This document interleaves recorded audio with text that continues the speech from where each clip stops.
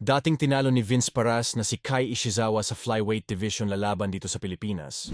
Kakaharapin ni Kai Ishizawa ang kababayan natin na binansagang The Filipino Phenom na si Reggie Suganov.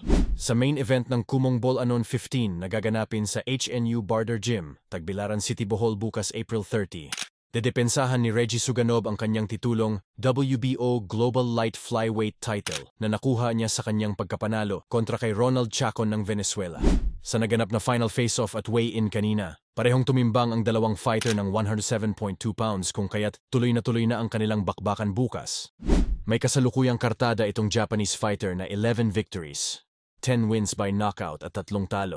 Habang si Reggie Suganov ay may 14 victories, 4 wins by knockout at 1 talo lamang.